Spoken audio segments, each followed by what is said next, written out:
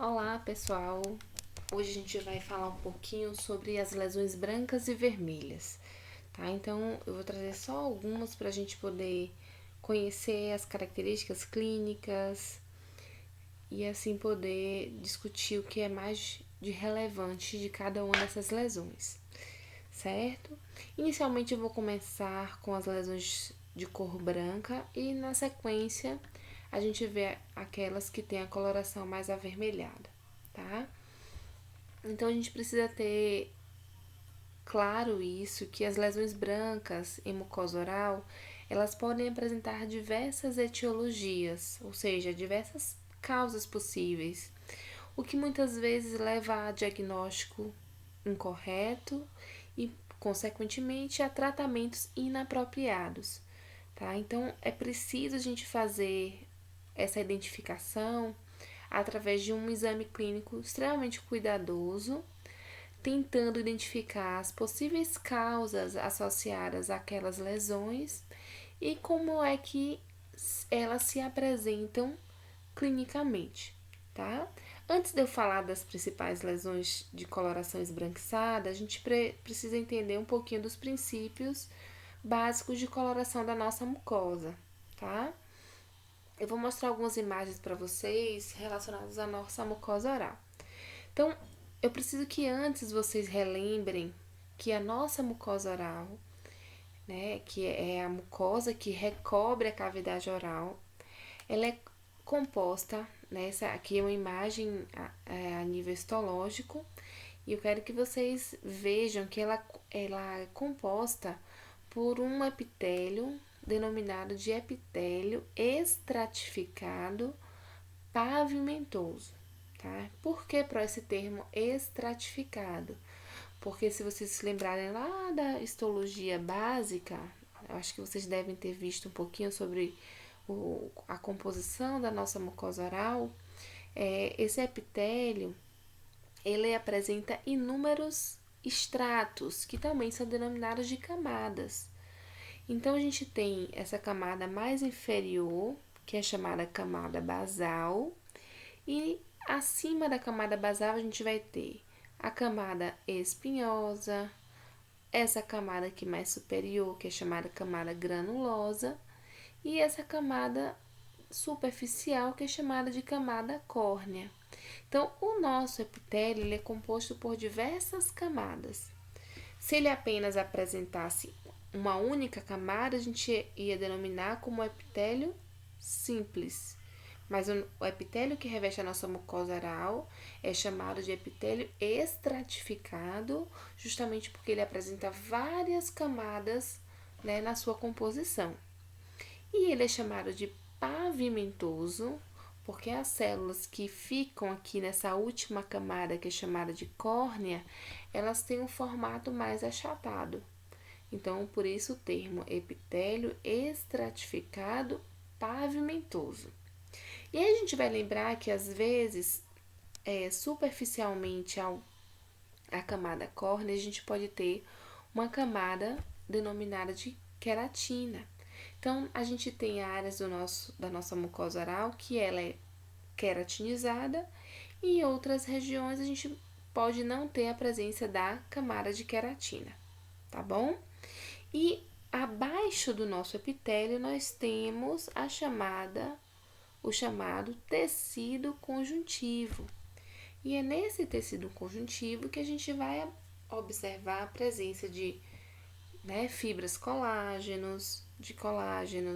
A gente vai encontrar vasos, nervos, feixes de fibras musculares, tá? Então, o tecido conjuntivo é o tecido que dá o sustento ao tecido epitelial. Porque no epitélio a gente não tem nada desses componentes, tá? Então, a nutrição, o suporte, ele advém do tecido conjuntivo, ok? Então, aqui a gente tem, como vocês viram, a imagem da nossa mucosa oral, uma outra imagem, tá? Então, essa camada que entra em contato direto com o tecido conjuntivo é chamada de camada ou membrana basal. tá? Então, essa linha enegrecida aqui que tá demarcando chama-se camada basal, tá?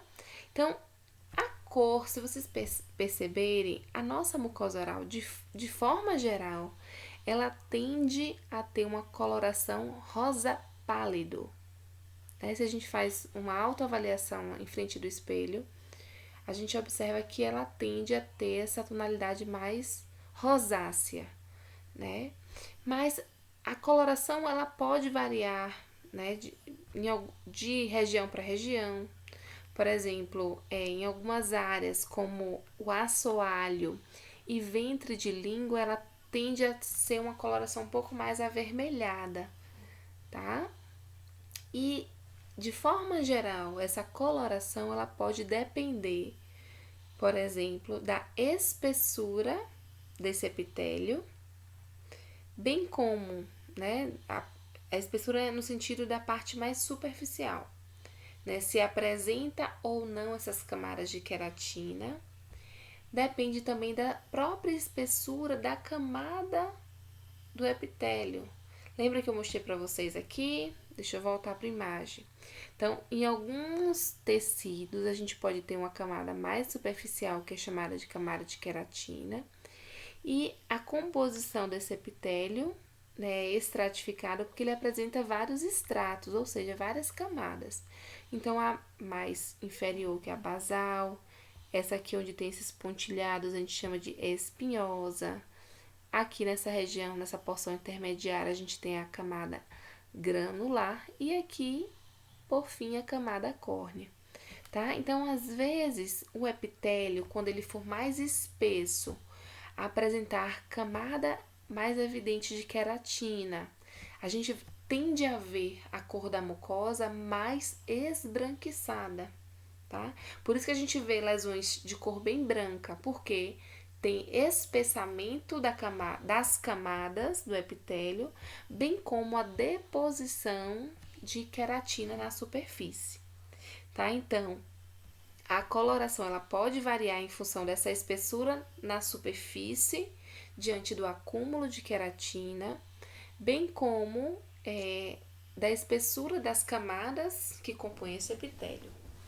E, consequentemente, né, da vascularização que a gente observa em região de tecido conjuntivo, tá? Então, tem áreas na cavidade oral que é muito vascularizada, ressaltando áreas de assoalho, ventre de língua, enquanto que outras a gente não vê, né, uma intensa vascularização, como, por exemplo, região de mucosa jugal, tá? Então, a gente tem essas variações na coloração da nossa mucosa oral, mas que de forma geral a gente vê claramente uma tonalidade mais rosa pálida predominante, tá? Mas há essas variações, quando a gente encontra uma lesão mais esbranquiçada, é porque, né, a gente está vendo um espessamento das camadas, um acúmulo maior de queratina na superfície, por isso a tonalidade mais esbranquiçada de algumas lesões orais,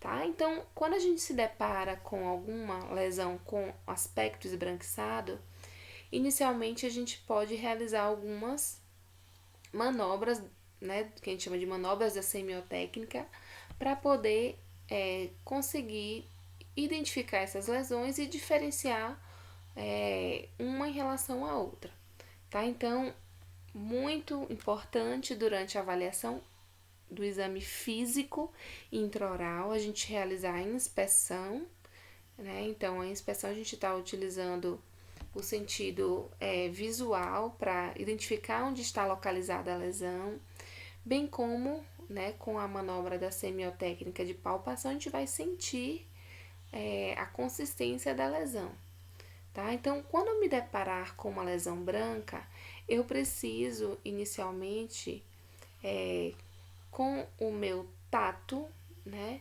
distender a mucosa, tá? Porque ao distender a mucosa, a gente pode perceber que dentro dessas classes de lesões brancas, tem uma que ao distender eu percebo que essa lesão ela tende a uma regressão.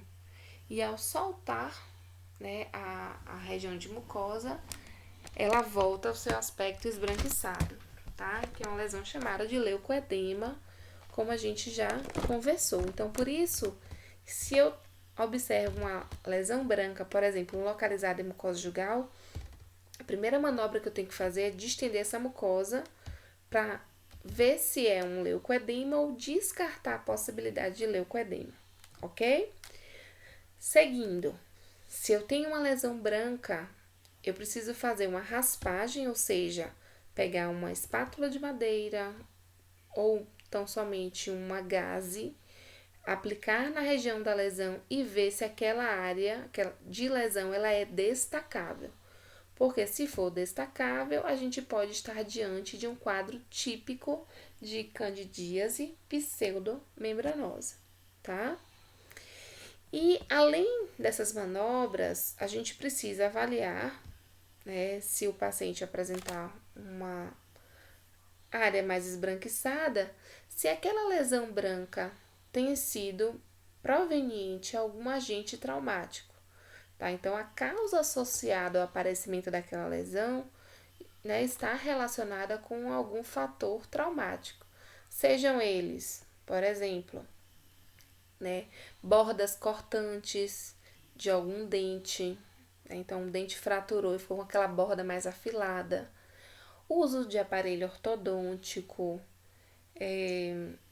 uma má oclusão, tá? Então, às vezes o paciente tem um mau posicionamento dentário, e isso tem gerado um atrito constante de algumas unidades dentárias sobre aquela região de mucosa, tá? Então, a gente, ao se deparar com a lesão branca, é imprescindível a gente realizar com cuidado essas manobras que muito vão nos auxiliar no diagnóstico, porque a gente pode descartar algumas lesões ou mesmo caminhar em direção, né, a um dado diagnóstico com mais coesão, tá? Então, a gente vai conhecer algumas lesões brancas, em que a gente vai observar, se fosse observar a nível histológico, a gente ia identificar esse aumento na espessura do epitélio com acúmulo de queratina na superfície. A primeira delas é a chamada hiperqueratose focal. Eu não sei se vocês já ouviram falar, tá? Olha só o termo hiperqueratose. Queratose é acúmulo de queratina, né? Um aumento, né, de maior produção de queratina a nível focal. Então, o termo é hiperqueratose focal. Então, a causa relacionada à hiperqueratose é essa fricção crônica, né, sobre a área de mucosa. Essa fricção, é um trauma crônico contínuo na região de mucosa. Tá? Então, aquilo que eu falei, identificar qual o fator associado. Por exemplo, essa imagem aqui a gente vê uma placa branca. Né? O que está relacionado a essa placa branca? Uso de aparelho, no caso desse paciente que é dêntulo total, no rebordo superior, e ele faz uso de prótese. Então, é a prótese que está traumatizando essa região de rebordo e tem levado esse acúmulo de queratina, né, consequentemente levando essa lesão chamada de hiperqueratose focal, tá? Então, a gente precisa investigar os possíveis fatores etiológicos associados a essa patologia, tá? Então, o que eu observo clinicamente? Então, a primeira coisa que vai fazer, identificar qual o possível fator causal, fazer a raspagem, a gente vai ver que essa lesão ela não é removível a raspagem, e nesse caso aqui está associada ao trauma crônico induzido pela prótese que não está desadaptada. Lembrar aquilo que a gente conversou algumas vezes. Pacientes que fazem uso de prótese, normalmente eles usam a prótese por um tempo muito longo, 15, 20 anos, e não fazem a troca, né, continuamente dessa prótese. Isso pode levar a uma injúria traumática ao longo do tempo. E a mucosa oral pode responder com essa produção maior de queratina em uma dada área, levando a essa chamada hiperqueratose focal.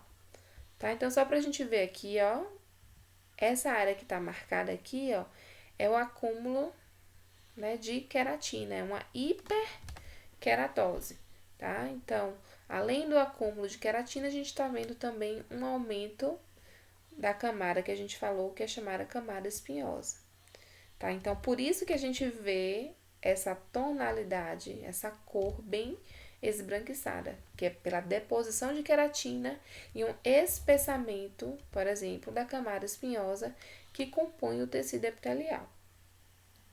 E o que a gente pode fazer, né, para tratar esse paciente? Normalmente, a gente remove o agente traumático.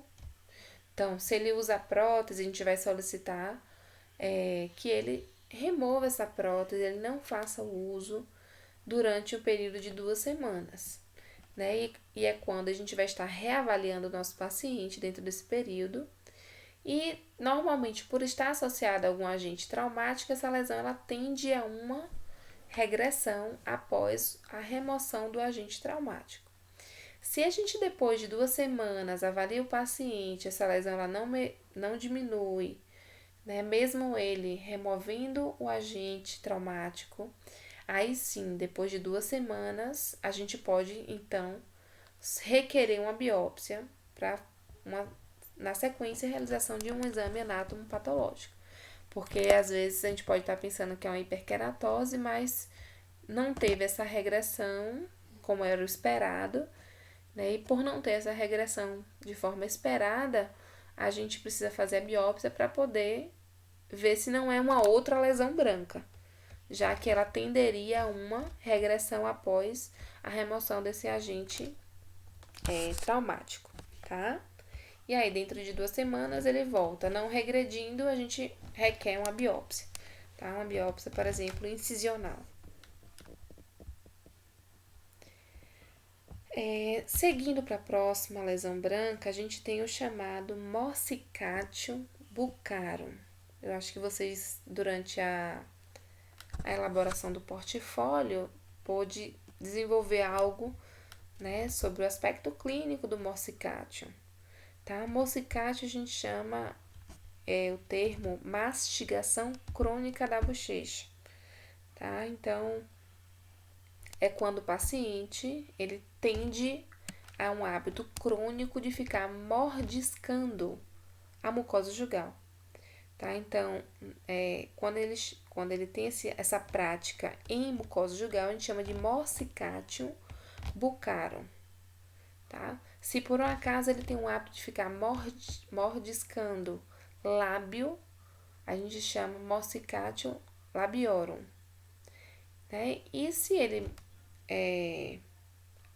tem um hábito de ficar mordiscando a língua, a gente chama Morsicatio linguarum. Tá? Então, o termo Morsicatium buccarum é para se referir à mastigação crônica da bochecha, ou seja, da mucosa jugal. Tá? E se a gente se depara com essas situações, a gente muitas vezes pode observar que, né, até a gente mesmo pode manter essa prática. Né? E muitos relatam que esse hábito fica mais evidentemente em momentos que eles se encontram mais ansiosos, estressados, né? Vamos pensar assim, em momento que vão realizar uma prova, né? Alguma atividade que demande uma certa atenção, eles relatam que tendem a manter essa prática de forma mais evidentemente. Tá? Então, quando a gente vê, como vocês identificam aqui, uma placa branca que não é removível à raspagem em região de mucosa jugal e o paciente já relata pra gente uma prática de ficar mordendo essa mucosa jugal, a gente pode pensar logo em Morsicatium buccarum. Um outro elemento que eles muito relatam pra gente, aqui vocês identificam essa placa branca. Mas um outro fator que eles acabam identificando para a gente é que a sensação de que essa região de mucosa ela está como se fosse descamando, né? Um aspecto descamativo. Então, isso é muito típico do Morsicatio. Tá? A placa branca localizada em mucosa jugal, né? O paciente relata hábito traumático e essa placa tem um aspecto descamativo, tá? Então aqui eu não vou entrar em detalhes, só para vocês verem que muitas vezes a gente tem um acúmulo de uma camada de queratina. Então, por isso, a tonalidade mais esbranquiçada da lesão, certo? Então, nós vimos hiperkeratose focal, morsicatium buccarum. Nós temos aqui uma situação que a gente já comentou em outro momento de aula, que é o leucoedema, tá? Então, é uma lesão muito comum que acomete pacientes melanodermas. O que a gente observa? Uma placa, né, com a tonalidade branco acinzentada, localizada em mucosa jugal, tá? Observar que às vezes o paciente com leucoedema ele pode ter de forma bilateral, ou seja, tem do lado direito, ele pode ter também do lado esquerdo, né? E o que é típico do leucoedema é o fato de que quando eu distender a mucosa jugal, essa lesão ela tende a ficar com a cor mais atenuada ou mesmo desaparecer, tá? Então aqui a gente está vendo uma placa branca com a superfície bem estriada.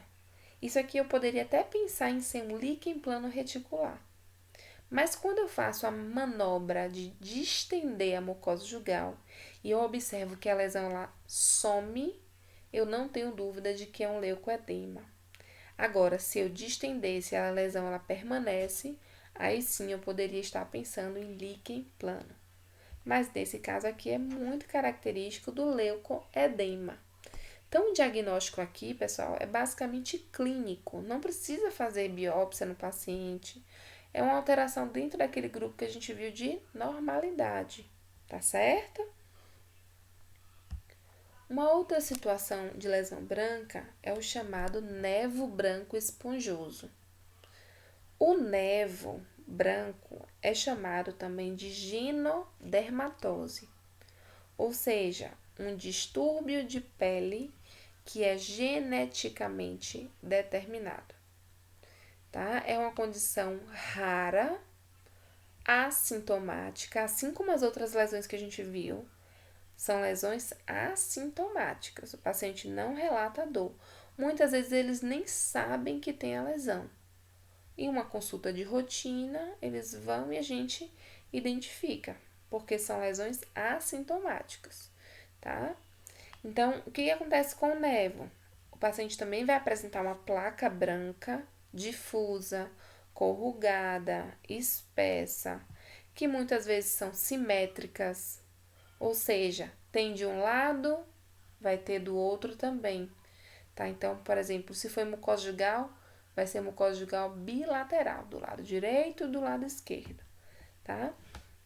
Então, a placa também branca, de cor branca. Só o que é peculiar do nevo é porque, como a gente está vendo aqui, é um distúrbio que é determinado geneticamente. Então, a gente precisa, no caso do nevo, avaliar, né, durante a anamnese, o histórico familiar. Se tem alguém na família com esse quadro também de nevo. Tá? Então, aqui, ó, observem essa imagem, como ela é muito parecida com o morsicatium, né? Então, se a gente escuta do nosso paciente que ele não tem o hábito de ficar mordendo, a gente observa que realmente ele não tem uma má oclusão, não tem nada que justifique esse aparecimento dessas placas brancas, elas não são removíveis à raspagem, tá? Então, a gente precisa investigar se tem quadros semelhantes a esse, né, na família. Porque se for, possivelmente é um quadro típico de nevo branco, certo? Então, aqui só para a gente ver esse artigo de caso, fala sobre uma situação em que na família foi identificado um quadro de nevo branco esponjoso oral. Então, olha só como ele já começa o artigo, uma rara condição hereditária, tá? Então, nesse artigo ele começa fazendo a introdução sobre o nevo, dizendo que é uma desordem autossômica dominante.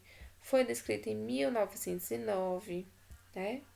Em que clinicamente essa doença é caracterizada pela presença de placas brancas rugosas e difusas por toda a mucosa bucal, tá?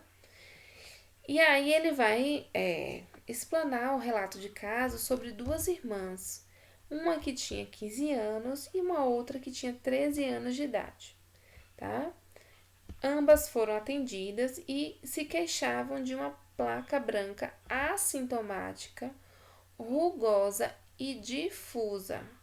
A etiologia era desconhecida, que estavam localizadas bilateralmente na mucosa jugal, além de apresentar também lábio superior, gengiva e superfície de ventre de língua, tá?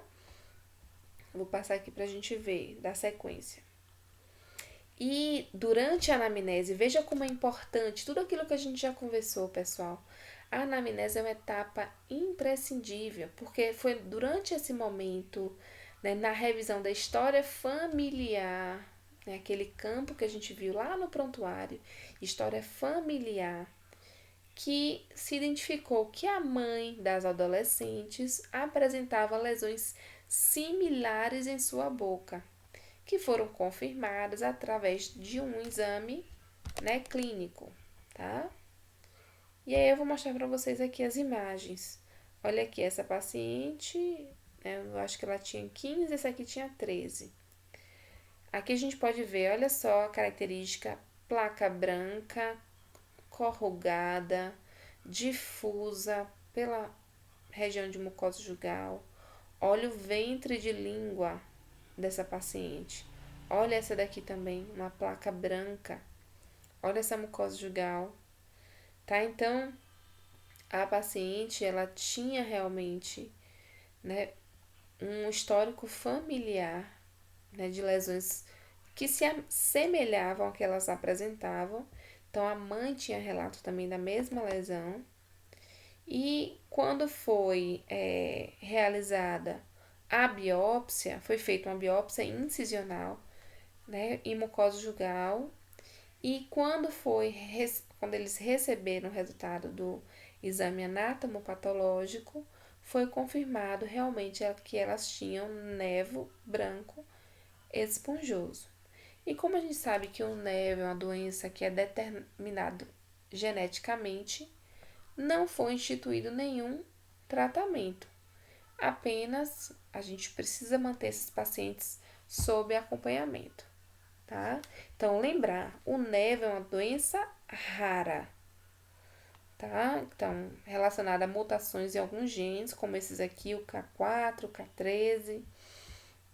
E a gente pode ver, né, que é muito comum essas lesões surgirem nesse período da adolescência, predileção, ou seja, uma preferência pela mucosa jugal. E a gente sabe que o diagnóstico diferencial se faz com outras condições, né? Mas a gente precisa, por exemplo, com leucoedema, morsicatium, a própria hiperkeratose focal, mas a gente precisa fazer aquelas manobras, identificar o possível agente causal, que a gente vai ver que não tem associação com trauma, e ver que nesse caso havia um histórico familiar, tipicamente um quadro muito semelhante ao nevo branco esponjoso, que isso vai ser confirmado justamente com o exame, né, anatomopatológico. Na sequência, a gente tem a chamada leucoplasia pilosa oral. Tá? Eu quero que vocês não confundam leucoplasia com a chamada leucoplasia pilosa oral. Tá? A leucoplasia pilosa oral está associada à imunossupressão. Tá? Então, normalmente os pacientes HIV positivos, né, ou que sofreram um transplante em um curto espaço de tempo, que tem uma imunossupressão, eles podem desenvolver a chamada leucoplasia pilosa oral, que está associada a um vírus que é chamado de EBV, Epstein-Barr vírus. tá? Então, nesse caso aqui, a gente vai ter a presença de uma placa, normalmente aqui também bilateral, muito comum nessa região de lateral de língua, placa em que tem uma placa branca com esse aspecto, com essa superfície, né, um pouco mais papilar ou filiforme, tá?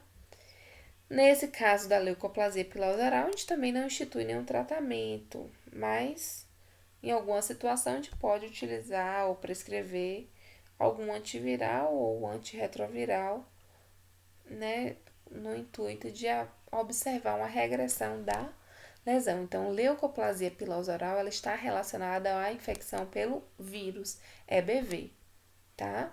Leucoplasia, vocês vão ver, é uma outra condição que é considerada uma desordem potencialmente maligna, que pode estar muito associada a alguns fatores de risco, como fumar, né, beber, tá? Em que a gente tem uma placa branca que não é removível a raspagem, que pode progredir para um quadro de malignidade, tá? Enquanto que a leucoplasia pilosa oral está associada à infecção pelo EBV, então muito comum em pacientes imunossuprimidos, tá? Então até isso vocês precisam investigar, né? Aí ele pode relatar pra gente que ele é HIV positivo, então você já sabe que essas lesões na lateral de língua é tipicamente um quadro de leucoplasia pilosa oral. Aí, no caso, você pode fazer uma biópsia, se houver necessidade, tá? Porque a gente sabe que realmente é uma condição associada a pacientes imunossuprimidos, tá? Então, a gente tende a não pensar que morsicate, linguaram, porque aqui ele vai relatar pra gente que não morde essa região, que simplesmente observou. E aí, quando a gente vai fazer uma boa anamnese, a gente sabe que o paciente é HIV positivo e que tipicamente é um quadro de leucoplasia pilosa oral, tá? Na sequência, a gente tem uma situação conhecida como líquen plano oral. O líquen, vocês também puderam descrever, né, durante a elaboração do portfólio. A gente chama de líquen plano uma doença inflamatória crônica, autoimune, que pode acometer, pessoal, tanto região cutânea como áreas de mucosa, tá? Então a gente tem situações que o paciente tem líquen plano tanto em região de pele quanto em região oral. Em contrapartida, outros podem desenvolver apenas em região oral, tá? Isso é variável. E o que é característico do líquen não sei se vocês conseguem ver aqui, é um aspecto, né? Tem vários tipos de líquen. O que acaba sendo mais comum é o reticular. Por que esse nome reticular, Pro? Porque a gente vai observar uma placa branca com aspecto de estria. Não sei se vocês conseguem ver aqui na superfície, mas na borda a gente tem um aspecto mais estriado, tá? Então, a gente, né, nesse caso aqui, não é considerado o líquen reticular, porque eu tô vendo centralmente uma área ulcerativa. Então, aqui é um líquen chamado erosivo, porque eu tenho área, né, nesse caso aqui, uma área erosiva, e lateralmente essa área erosiva tem áreas, né, com estrias brancas. Então, aqui é um quadro típico de líquen erosivo. O erosivo é mais considerado por paciente porque, por ter exposição aqui, mesmo que parcial desse epitélio, a gente tem claramente, né, sintomatologia dolorosa. Enquanto que o reticular, se eu apenas tivesse isso aqui, essa placa branca com a superfície de estria, normalmente o paciente é assintomático, não sente qualquer desconforto. Tá? Então, a gente tem várias variações de líquen reticular, que é a mais comum. A erosiva é a mais considerada pelo paciente por gerar dor, ardência. A gente tem a atrófica, a bolhosa, tá? Então, tem vários tipos de líquen, mas os mais comuns é o reticular e erosivo, tá? Então, se a gente fizer uma biópsia incisional, né, a gente vai ver claramente, histologicamente falando, essas áreas bem roxeadas aqui que correspondem a um infiltrado inflamatório, né, que a gente chama de tipo de banda. Então, a gente tem essa deposição de infiltrado inflamatório logo abaixo da camada basal. Tá? Então, a gente chama de infiltrado inflamatório em banda. Tá? O líquen também, assim como a leucoplasia, foi classificada pela Organização Mundial de Saúde como sendo uma desordem potencialmente maligna. Ok? E aqui a leucoplasia que eu havia falado com vocês, que não é a leucoplasia pilosa oral, tá? É uma lesão de extrema importância, porque a leucoplasia é um termo apenas clínico, em que o conceito dela, segundo a OMS, é uma placa ou mancha branca que não é raspada, ou ela pode ser caracterizada clínica ou patologicamente como outra doença, tá? Então, para eu chegar no diagnóstico de leucoplasia, eu preciso descartar as outras condições. Eu vou descartar leucoedema antes, eu vou descartar líquen, eu vou descartar hiperkeratose, morsicatium, nevo, até chegar no diagnóstico de leucoplasia. Tá? Então, assim como o líquen é uma lesão chamada de potencialmente maligna, porque essa lesão ela pode progredir para o câncer de boca, tá? E lembrar que normalmente pacientes com leucoplasia, eles tendem a ser fumantes ou, né, na verdade, etilistas. Então, se ele fala pra gente que é fumante crônico, etilista, fiquem em alerta porque pode ser um quadro de leucoplasia. E esses pacientes precisam, o quanto antes, ser submetidos a biópsias e manter eles em rigoroso acompanhamento para evitar que haja a progressão para um carcinoma de células escamosas, que é o tumor, né, maligno mais comum em cavidade oral.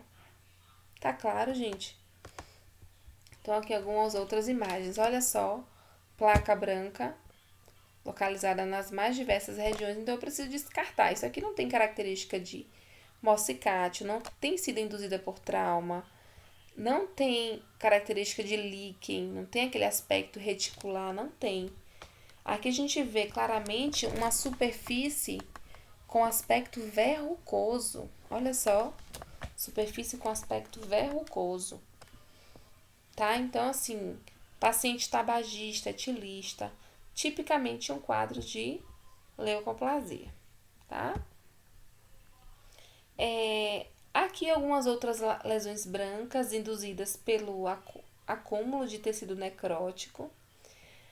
Então, se a gente pensa, por exemplo, né, muitas situações vocês já vivenciaram em que ao se alimentar com algo mais quente ou algo mais ácido, houve a formação de uma úlcera induzida por trauma, né? Ou mesmo até um trauma induzido pela próprio dente, né? Aquela cúspide fraturou, né? Então pode ter induzido uma ulceração traumática, tá? Normalmente uma úlcera traumática é caracterizada por quê? Pela presença de uma área central, né, com uma área um pouco esbranquiçada ou amarelada, né, que é chamada de membrana fibrinopurulenta, e ao redor dessa área central a gente tem um halo avermelhado, né? Então, caracteristicamente é como se apresenta uma úlcera traumática, tá? Então a gente precisa investigar. Então, normalmente a gente pergunta logo ao paciente: você se queimou com alguma bebida quente, né? Mordeu acidentalmente a região, porque é muito comum. Você tem um hábito de colocar objetos em boca que possa ter traumatizado? Foi o aparelho ortodôntico? tá? E lembrar que uma úlcera, quando ela tem esse aspecto traumático, ela tende a uma regressão dentro do período estimado de 7 a 14, 20 dias, tá? O que a gente precisa ficar em alerta é se essa área ulcerada, ela mantém-se em cavidade oral por muito mais de 20 dias, tá? Sem qualquer regressão.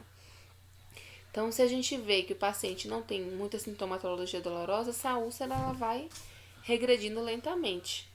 Né? Quantas vezes a gente toma aquele café quente e muitas vezes a gente nem utiliza nenhum medicamento no local, porque ela vai regredindo.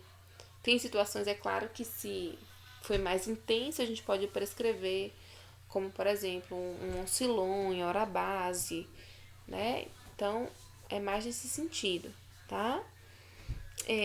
Aí eu quero chamar a atenção de vocês uma situação que pode acontecer em recém-nascidos, na verdade, que apresentem os chamados dentes natais ou dentes neonatais.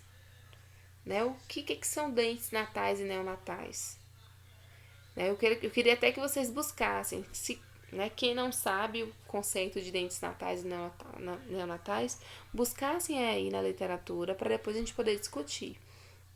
Né? Então, o recém-nascido, ele apresenta aqui, ó, no rebordo, a erupção de um dente natal, de um dente descido, desculpa.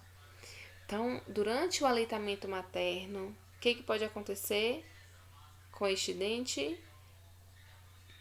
O trauma crônico contínuo da borda do dente em direção ao ventre anterior da língua pode levar à formação dessa área ulcerada. Então, quando acontece isso com indivíduos recém-nascidos que apresentem dentes natais ou neonatais, a gente chama de doença Riga-Fed, tá? Então, a presença desse dente natal ou neonatal pode gerar a formação dessa úlcera em região ventral anterior da língua. E por ser uma úlcera, é claro que a criança ela pode, né, sentir muito desconforto, ficar mais irritada, né, com choro intermitente, tá? Então, nesse caso da doença Riga-Fed, ele vai ser acompanhado, por exemplo, por um odontopediatra. Tem situações que a gente tão somente, né, faz um polimento da borda incisal desse dente para minimizar o atrito, diminuir essa irritabilidade. Né? Isso realmente é muito desconfortante durante o aleitamento materno, tá? Né? Então, tem algumas situações, né, para propor enquanto tratamento para evitar a remoção desse dente aí.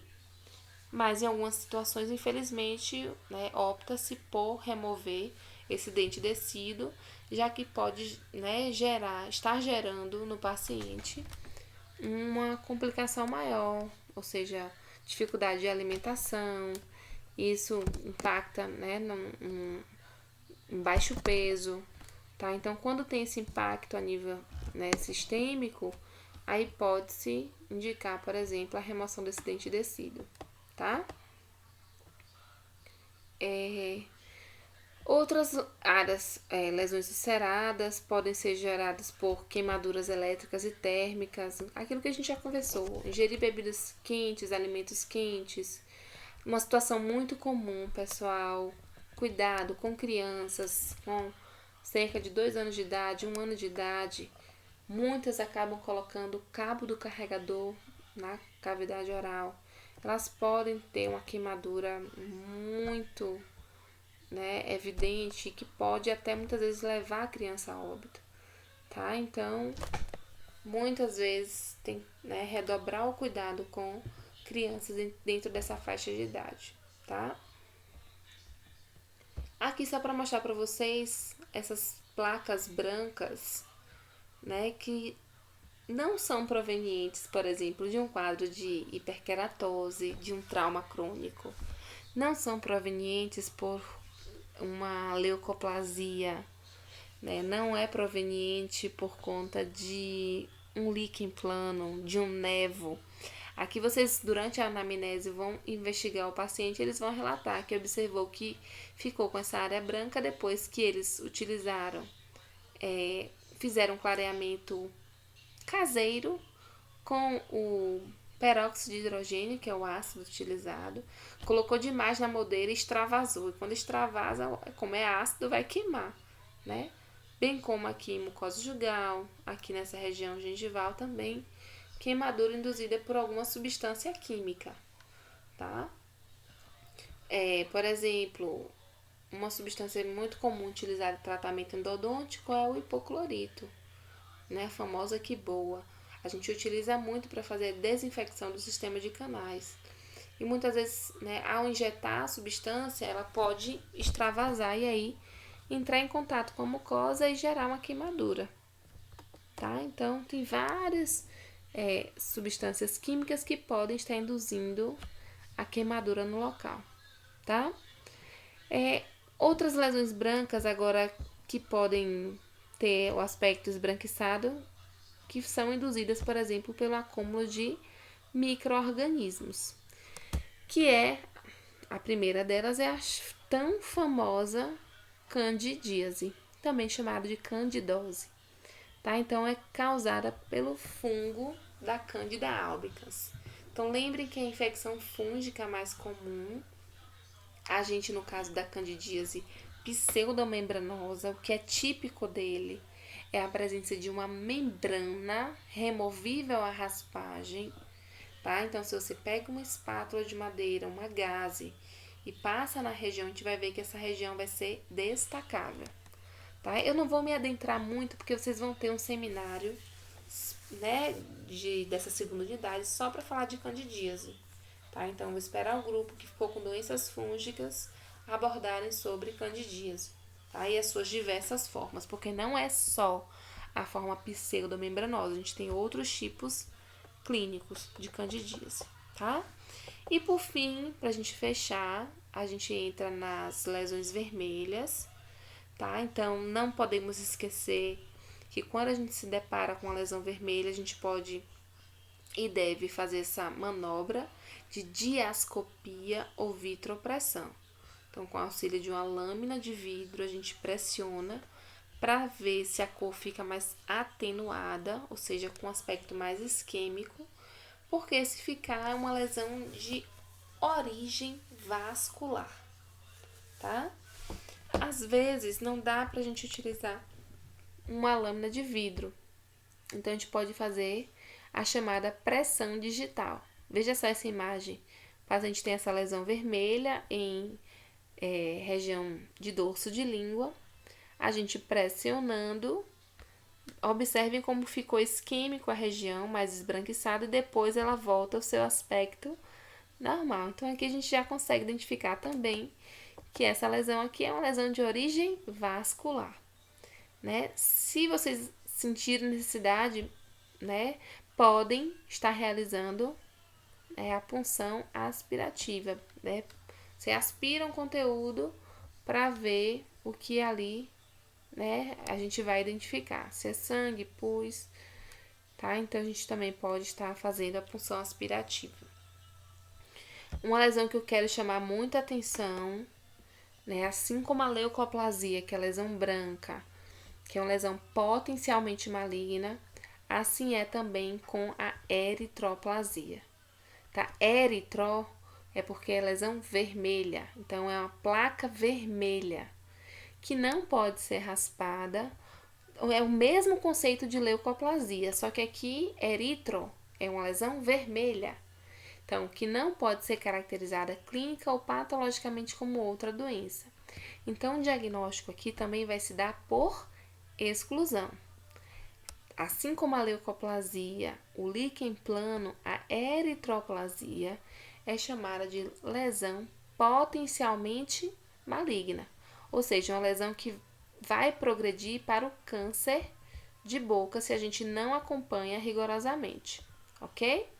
Muito comum em algumas regiões como assoalho, língua, palato mole. Então aqui, ó, quando a gente identificar essa lesão bem avermelhada, Identifiquem se o paciente é etilista, tabagista, fiquem alerta, porque pode ser um quadro de eritroplasia. Vocês viram também, eu acho que o granuloma piogênico. Granuloma piogênico a gente vai identificar como sendo uma resposta tecidual a algum irritante local, tá? Muito comum em região de gengiva. Então, o que a gente está observando aqui? Um nódulo bem avermelhado.